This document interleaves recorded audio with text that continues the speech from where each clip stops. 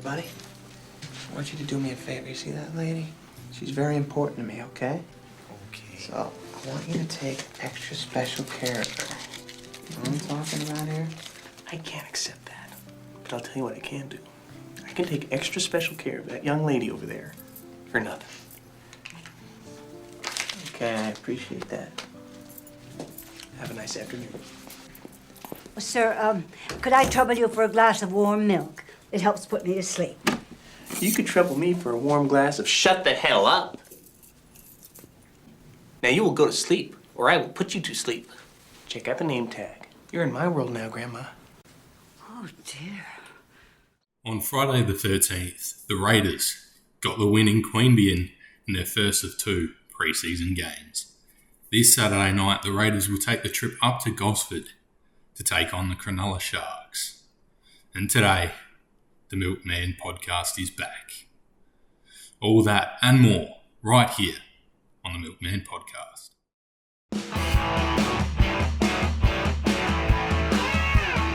You're tuned in to the Milkman podcast.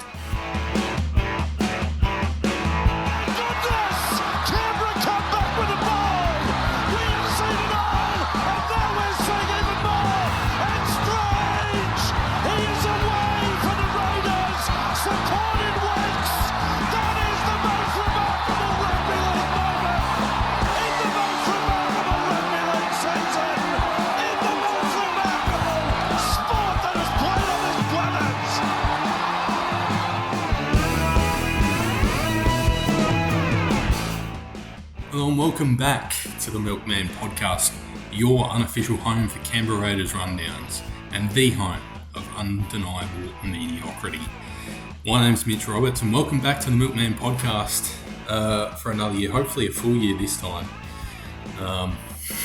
If you want to see why the hiatus, if this is your welcome back video, I guess, if this is the first time you've seen me since last year, go and watch the Milkman Explains Himself podcast from a few weeks ago now, I believe. So, but I'm back. I promise this year will be different. I'm back for the year. Should be good. I'm very much looking forward to it. Hopefully we can right the wrongs of last year. As I said, I'm not going to talk about finals from last year on this podcast, and I'm going to try and be a lot more positive than I was last year after watching back a few episodes, obviously. So, anyway, let's just get straight into this, shall we? Pre-season, Game 1 review. Obviously, we won our first pre-season game, 32-6 over the Storms, Seaford Oval in Queanbeyan. I really do think we need to play more games out there. It is such a good looking stadium. Like, that is just rugby league personified, in my opinion. If we need to play at least one game a year in the actual premiership season in Queanbeyan, you know, have the Wagga Wagga game, have the Queanbeyan game, come down to Adelaide, please, Canberra, please. But anyway, try scorer. So Asamoah got the ball rolling with the first 2 in the 18th and 35th minute, respectively. Then Innes got over the line at 44 minutes in. Finau got over the line in the 50th. Afamasago got his own in the 53rd. Sebi Chris got his own in the 67th minute. I'm not going to do it. And Sione Finau secured his double in the 77th minute. It was an absolute onslaught. We just took it to him. I think it was... what was it at halftime? I can't remember now much, really. I think it might have been 8-0 or something like that. It was very close at the half, and then after the half, we just sort of came out swinging, and it was absolutely brilliant. I loved every second of that second half. It was absolutely unbelievable. All right, yeah, I was right. 8-0 at halftime. It really didn't feel like that. It felt really a lot more even than that. Obviously, Asamoah getting over the line in the 18th and 35th minute went to show how sort of much of a struggle it was in that first half, but we just made it look so easy. I don't know if they changed something. I know we put Laurie from the halfback to the 1. We'll talk a bit more about Dane Laurie in a minute. Screw it, let's do it now. So I loved watching him at the 7. Obviously today, at the time of recording this on Friday the 20th, it was announced that Ethan Sanders is going to be wearing the 7. He's going to be quarterbacking, as I like to call it. He's going to be quarterbacking for the Canberra Raiders in round 1 against his old mentor at Manly, Jamal Fogarty. So that's going to be very interesting to watch. I'm very much looking forward to round 1 now, if I wasn't already. Obviously, we've got to get through Vegas, which I'm very much looking forward to. I cannot wait for the actual season to be back. It's going to be fantastic. I'm so excited. So excited. I also want to talk about the depth that we have. I just read out some names that could play and that will be very unlucky to miss a game. I don't know what the Raiders are going to do with Finau. I don't know if he's going to play or not. Sione looked very good, looked very comfortable in that second half especially. He got his double. It's going to be a headache for Stick. I do not envy him and the position he's in to sort of select not only the round 1 team, but if we stay healthy, onwards. It's just going to be so tough for him. I do not envy him. The poor bloke. The decisions he'll have to make. But I've always said depth is a very good problem to have. And that's exactly what the Canberra Raiders have at the moment. It's a very exciting time to be a Raiders fan and to be part of the Raiders, I'd imagine. So very, very exciting times. And then, like I said before, Sanders named the round 1 halfback already. In saying that, I loved Dane Laurie at halfback. I thought he was very good at halfback. I think I just said that. Anyway, loved him at the halfback. He looked very good. I don't know if it was just because he was the veteran presence out there. I'm assuming he would have been one of the older guys on the side in that game especially. I'm not sure of his age, and I find it weird to Google people's ages if I'm honest, so I won't be doing that. But he looked very comfortable, and he showed his class at the 7. I thought at the 1 when they shifted into a fullback in that second half, I just thought, man, like he looks okay as a fullback, but obviously this game coming, he will be wearing the number 1 jersey. So again, we'll get into the team list, and all that sort of stuff in a minute. But I am very excited. I'm very happy that Sanders was announced as our 7. Getting to sit behind Jamal Fogarty and him teaching you the game, like you'd learn so much from him. One of the better halfbacks in the NRL. So him being there, him teaching Ethan Sanders in a transition year, I guess you could call it that. I don't think I would, but you could call it a transition year, especially for Sanders, sort of sitting back and watching and just admiring Jamal Fogarty go to work. Obviously, round 1's going to be very interesting, that halfback battle. So I'm very excited for that. But obviously, the Raiders are going to get the win. There's Milkman tip spoiled. Oh, whoops. Anyway, depth, fantastic. I'm loving it. This next preseason game is going to be very, very good. I'm very much looking forward to that. Tomorrow, I believe. But again, we'll get into that later. So some points I want to make. The kicking game was terrible. We were 2 for 7 on conversions. As in set shots was absolutely appalling. I thought our kicking, as in drop kicks and all that sort of stuff, wasn't too bad. I was all right with that. But it was just the conversions. 2 for 7. Elia, I think is how you say it. I heard someone say it like that. Could be very wrong. I'd love to know how to say that. So if somebody knows and can break it down for me, please do let me know. But I think it's Elia, something like that. Gotti is at the 54th and Chevy Stewart at the 69th. I'm not going to do it.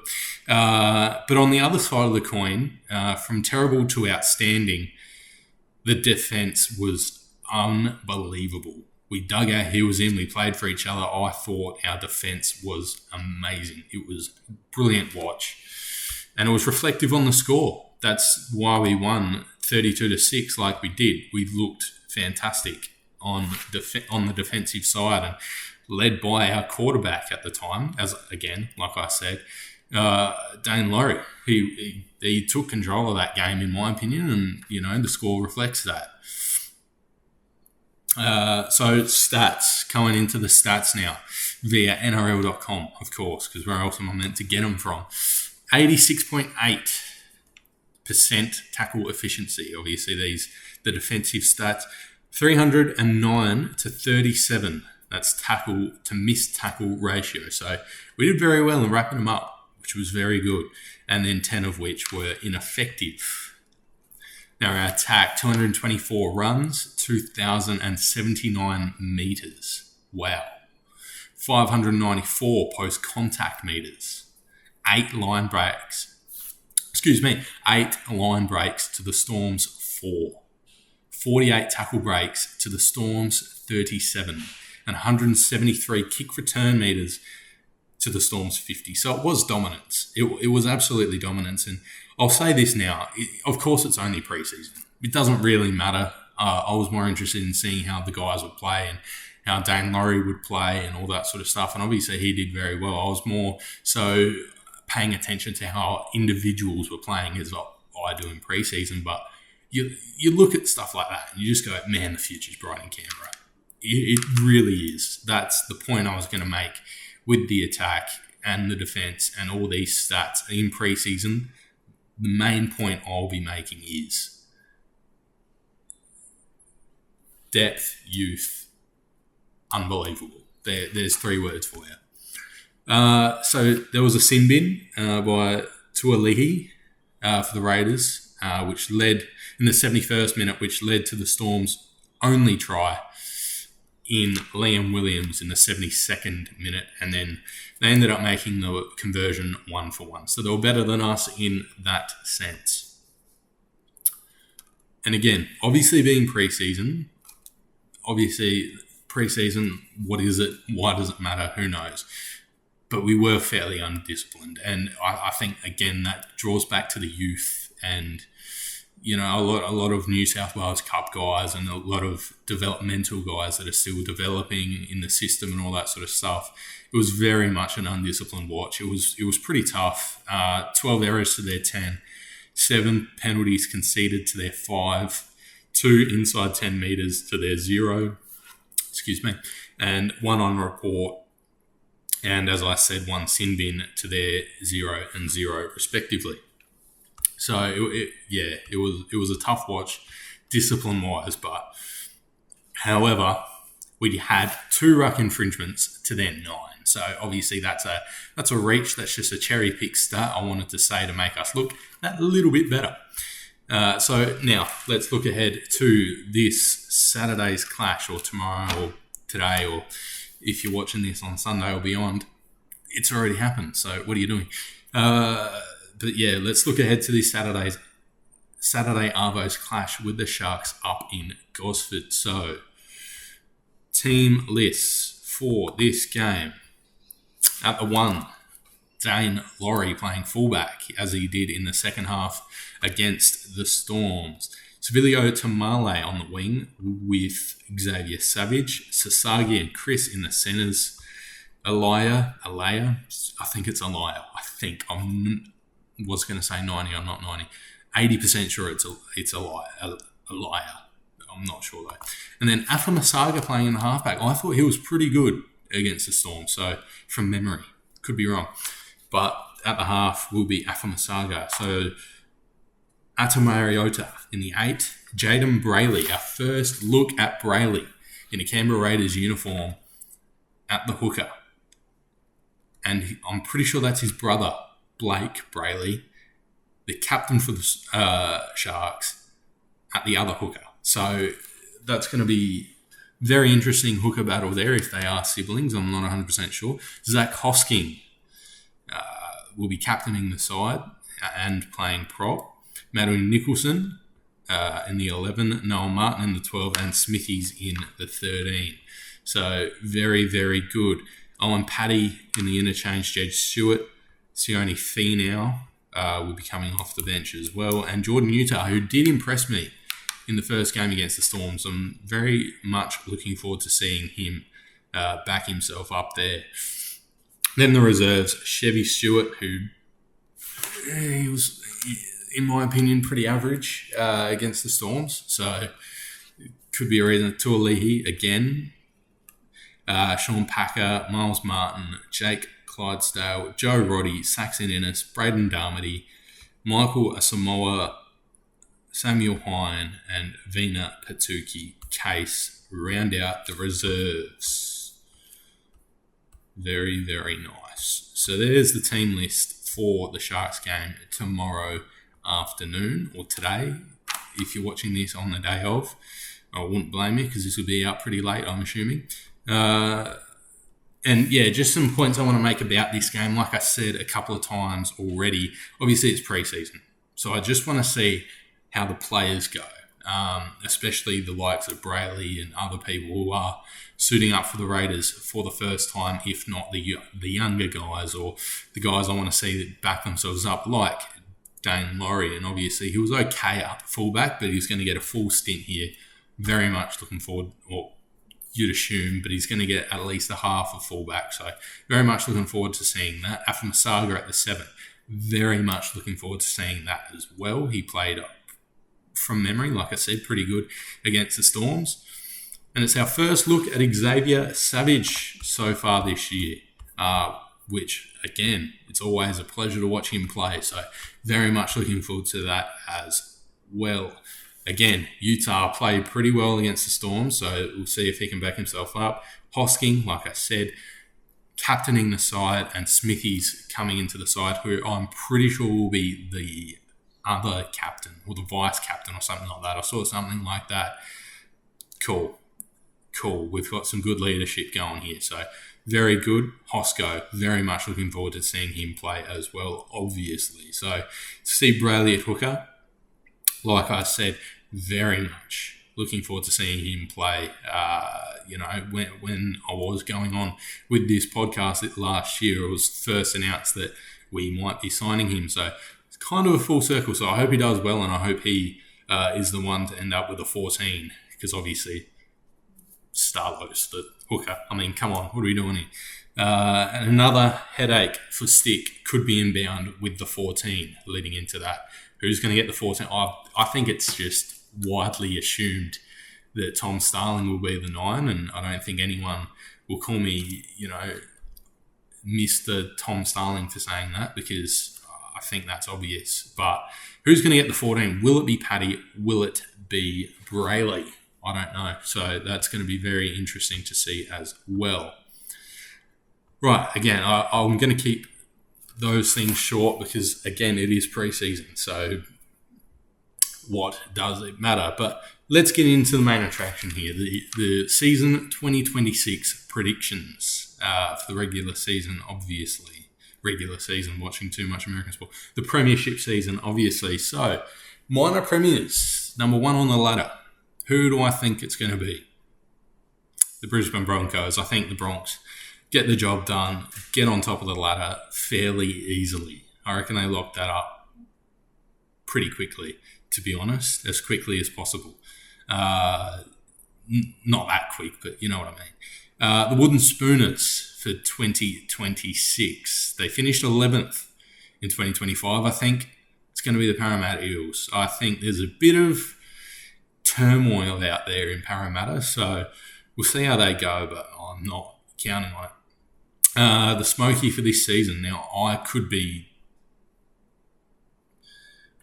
completely wrong here, and everyone has this team as their Smoky. I'm not sure, or it's just widely assumed that they are going to do well. I would not know, because I wanted to go in blind, and I'm now realising that was probably a bad call. But after finishing 14th in 2025, I reckon Bunnies could be an issue. Wayne Bennett, in his second year, he's not going to be out for very long. He's not going to let anything get in his way, and I think he's just going to go through, and I think he's going to make the 8 and probably even win a finals game unless they're against the Raiders. Surprise bag this year. Now, I've got 2 teams written down, but after a lot of thought, I think the second one might be a reach. So the second one that I'm now retracting was the Dragons, who finished 15th last year. I think the surprise bag this year, who's going to surprise a lot of people, will be the West Tigers.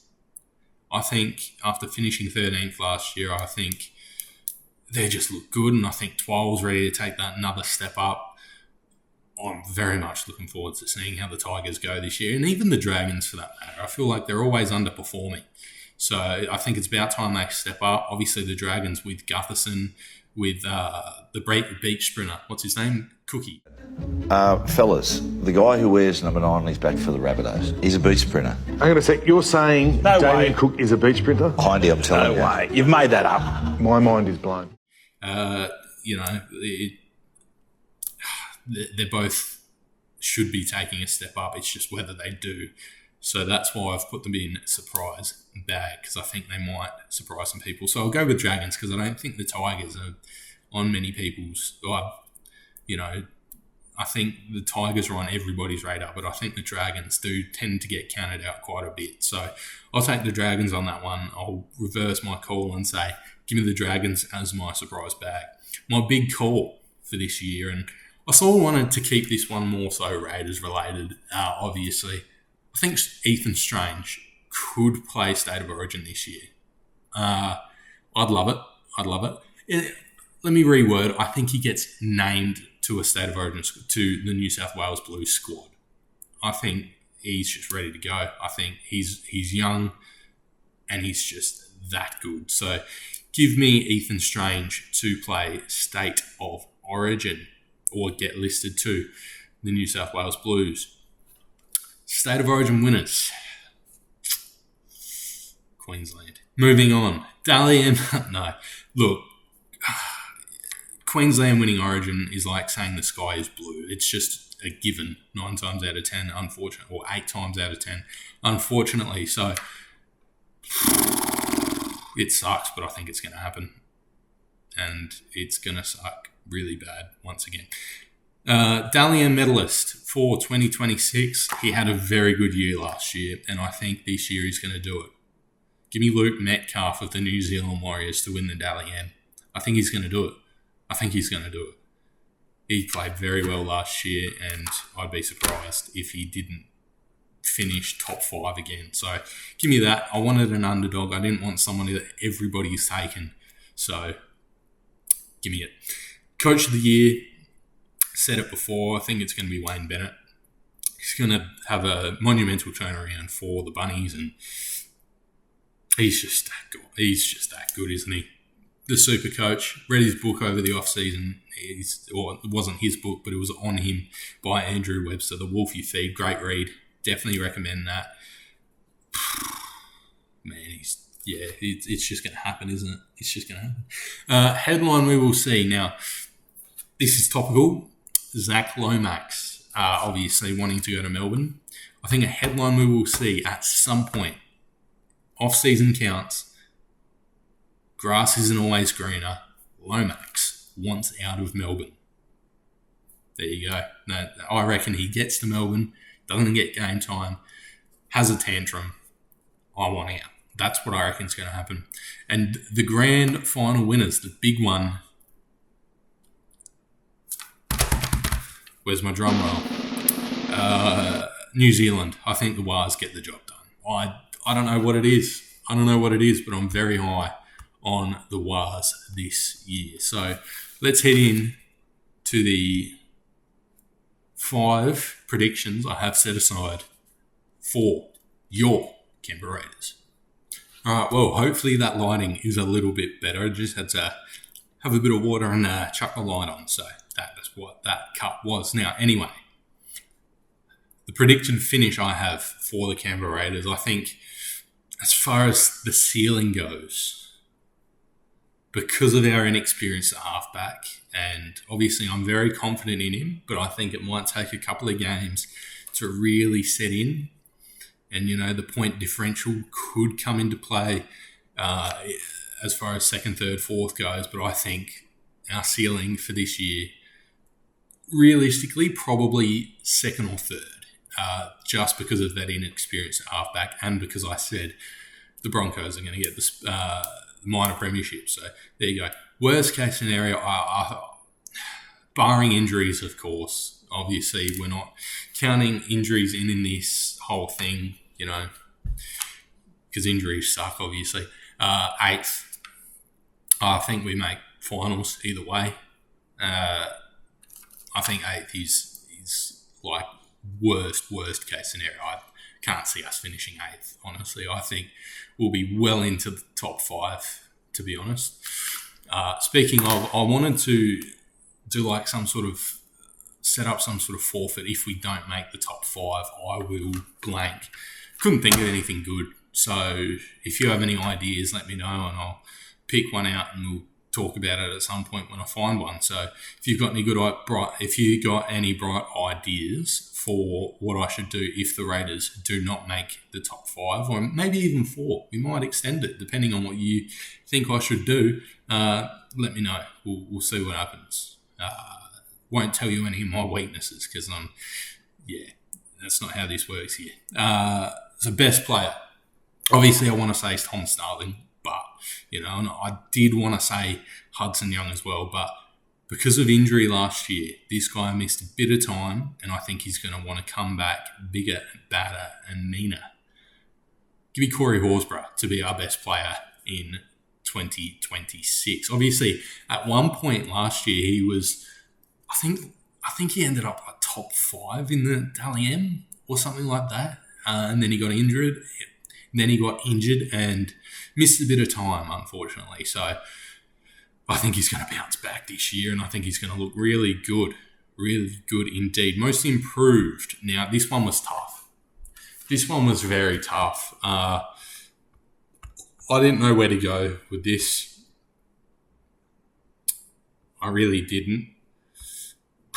So I'll just go with what I got written down. And I've got justification. Obviously, it's a tough one to justify because of how good he was last year, because he got 5/8 of the year at the Dally M Awards. But hear me out. Ethan Strange, because he'll take that extra step up to get the Origin selectors' attention.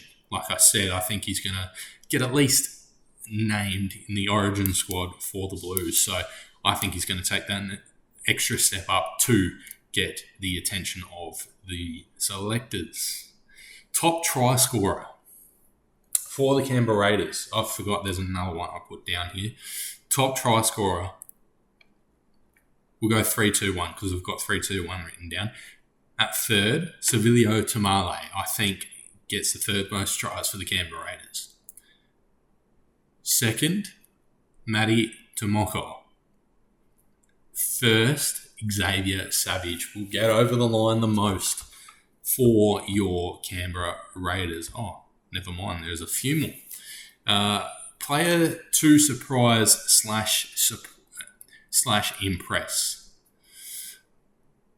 Dane Laurie. He's already started to impress, and he could crack the round 1 side.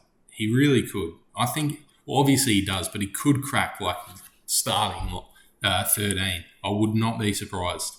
I would not. So we'll see what happens there. I doubt it, but I wouldn't be surprised.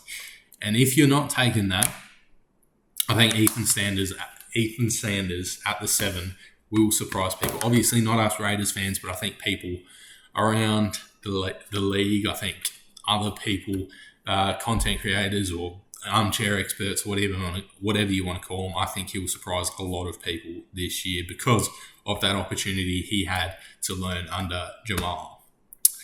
Players to debut, I have Jake Clydesdale and Vina Patuki Case. Obviously, I think we saw a bit of Clydesdale. I think he was pretty quiet from memory from last week's game, and I think Vina was the same. So I think they'll debut. I think they will impress big time by the end of the year, and I think they'll end up a debutant at some point. And the first try scorer, I've put this in later. I think the first try scorer of the 2026 season, and there is a reason for this, Seb, Chris, I think gets over the line first.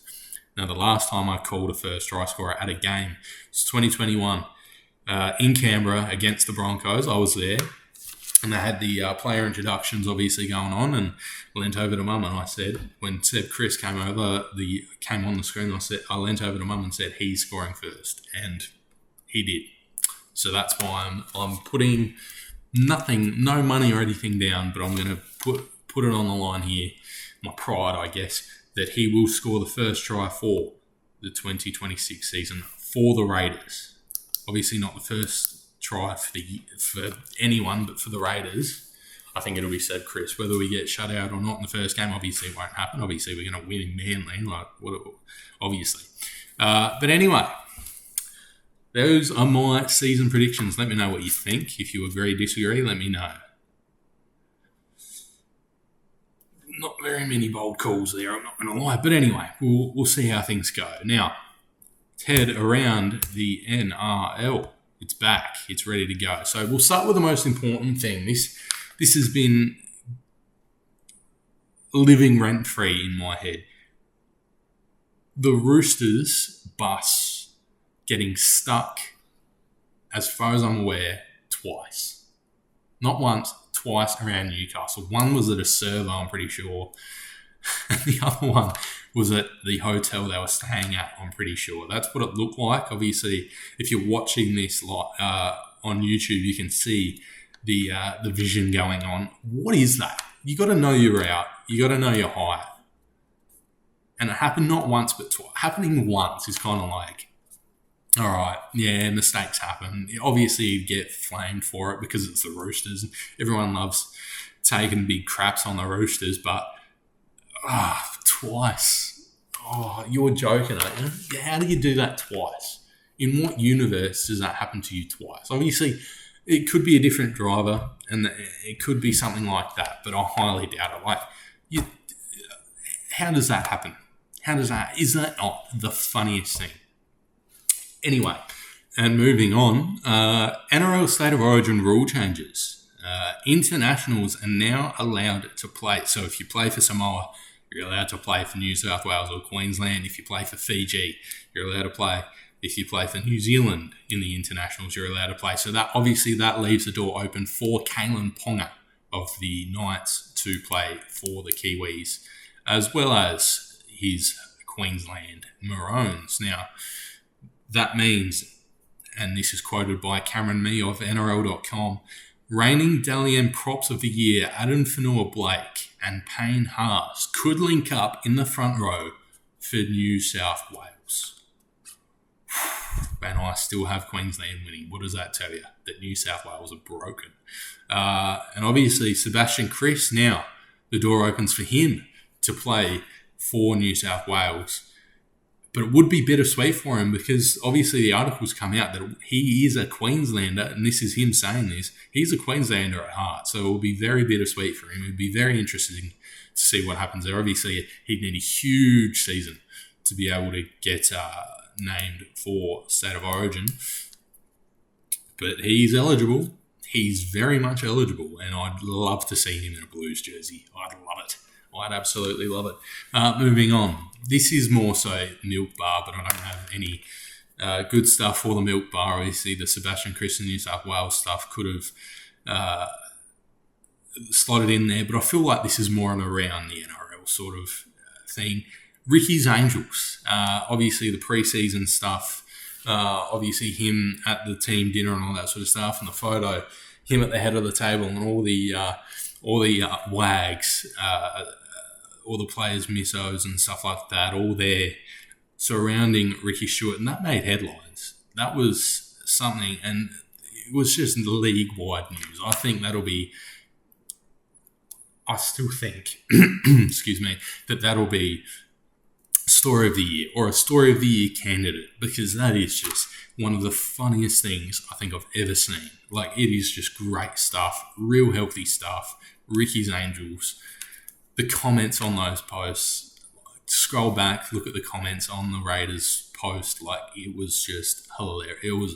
It's a great chuckle. I definitely recommend it. It was fantastic. Now, obviously, this morning, at time of recording, obviously it's Friday, Hull Kingston Rovers beat the Brisbane Broncos in the World Club Challenge. Hull KR got the job done over the champions of the NRL. What a final 20 minutes. What an atmosphere. It made me jealous that we aren't like that here in Australia. They're just mad, and obviously that comes back from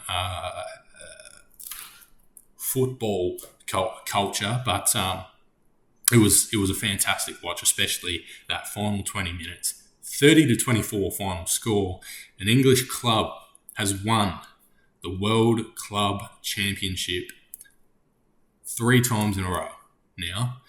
Obviously, in 2020, before it was postponed due to COVID, I believe. I think that's the logical answer. I couldn't find anything on it, but I'm assuming that's why.